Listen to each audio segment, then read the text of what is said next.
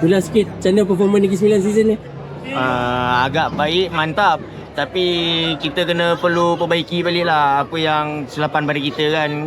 Jadinya kena terus maju lah. Kita pun punya player pun semua mantap-mantap kan. Lagi kita nak kehilangan Selvam, weeks yang terbaik bagi saya.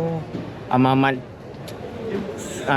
menyedihkan lah bagi saya. Jadi untuk next season saya harap NSFC lagi padu lah daripada yang sedia ada. Negeri Sembilan season ni? Boleh dia banggakan lah. Nombor 7 kan? Nombor 7. Alhamdulillah dengan apa? Season yang kurang memuaskan, kita dapat top 7 Alhamdulillah lah. Dan Kerajan did good well lah. Unbeaten. And home dapat menang. Memuaskan hati untuk para fan lah. Kalau ada cerita tentang keluarga, A7 nama dia. Kau tengok kat luar ni apa ramai. Habis season, tunggu. Kau tengok kat luar ni. Ini sebenarnya scene gila tau. Walaupun prestasi kita taklah begitu wow, walaupun kita punya performance taklah begitu membanggakan sangat, tapi untuk mengakhiri saingan lebih baik daripada season lepas, aku rasa satu pujian untuk semua.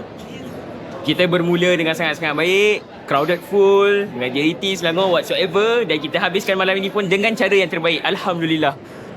Aku minta maaf, aku a bit emotional sebab aku tak sangka benda ni akan meragut aku punya jiwa. Sebab aku bila aku tengok, kau tengok ni, bila semua fans celebrate pasal A7, bro, he's a myth, he's a player, he's a legend, he's a family to Negeri Sembilan for about 9 years.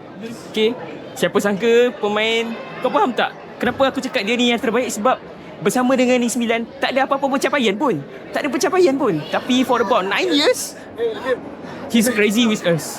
Okay, for about 9 years dia menunjukkan kesetiaan lebih pada segala-galanya. So inilah bola sepak. Korang apa tak boleh? Kau kat luar ni apa? Kau tengok kedai Warwick masih lagi orang nak beli. Bro, season dah habis tapi orang masih lagi nak beli. Warwick orang masih lagi nak beli.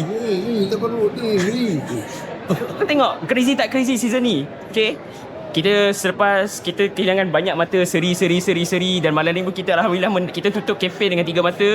Kita stay nombor 7 which is lebih baik pada season lepas. Aku rasa untuk peminat Negeri Sembilan, denyut nadi bola sepak masyarakat, tak keterlaluan untuk aku cakap ini adalah permulaan yang terbaik. Ini adalah permulaan.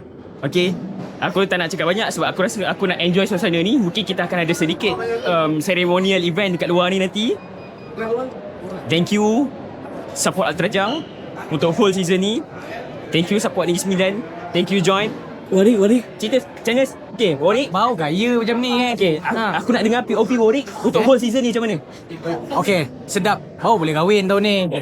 Commission pun boleh buat kahwin tahun ni. Jumpa season depan dulu kan? Right. Nampak? Warwick sendiri cakap macam tu. Korang rasa?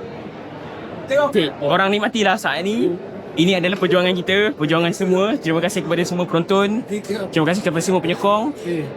Bola sepak tak mati. Betul, bola sepak harus dan wajib kembali kepada rakyat. Tapi benda-benda macam ni yang membuatkan aku rasa, ya Allah, bola sepak ni indah. Okay, thank you Negeri Sembilan, thank you penyokong, thank you semua. Kita jumpa season depan. And foremost, all the best and good luck 7.